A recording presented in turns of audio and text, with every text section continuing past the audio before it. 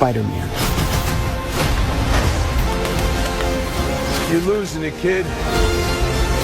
And for those Good morning, ma'am. This is me before I suit Spider-Man suit. Before I explain why I choose Spider-Man, I respectfully, ma'am, use this mask.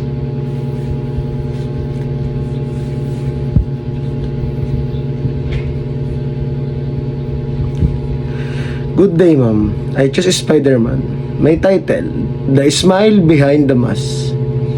I am Miguel Adrian A. Cipilio from ILET 3201, and for this project, I choose to portray Spider-Man because Spider-Man is known as a cheerful, funny, and energetic hero.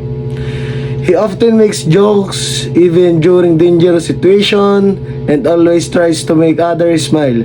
Many people see him as confident and strong, but behind the mask, Spider-Man is also someone who experiences pain, loneliness, pressure, and fear.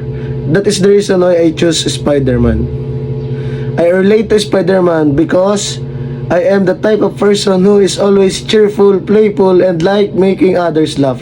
I enjoy bringing happiness to people around me. However, there are also times when behind my smile, I feel weak, especially when I am alone and dealing with my own struggles. Through this portrayal, I want to express that being strong does not mean having no weakness. True strength means continuing to move forward even when no one sees the battles you fight inside. To transform into Spider-Man, I prepared costume. I ordered costume, mask, and overall appearance carefully.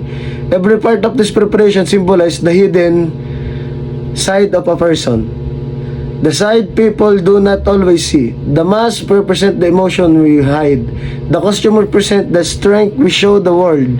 And the character itself represents resilience despite pain. My artwork is titled The Smile Behind the Mask.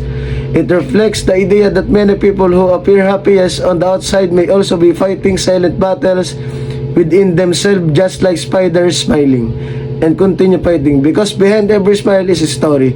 Every mask is a struggle, and behind every struggle is a person trying their best to survive. Thank you, ma'am, and good day.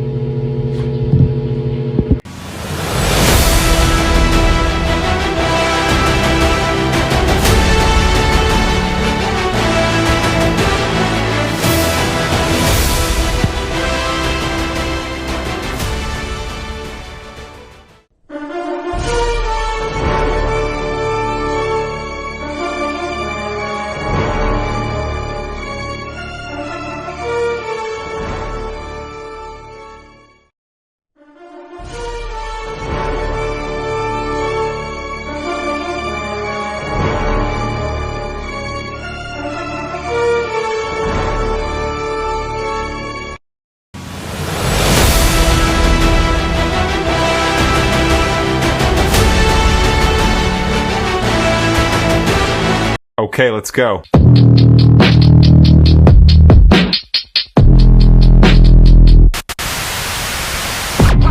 loading up my clip, got a plan for tonight. A Glock in my hand, in my pocket is a knife. I'm looking for a victim, pushing keys on the scheme. I wanna make a thing.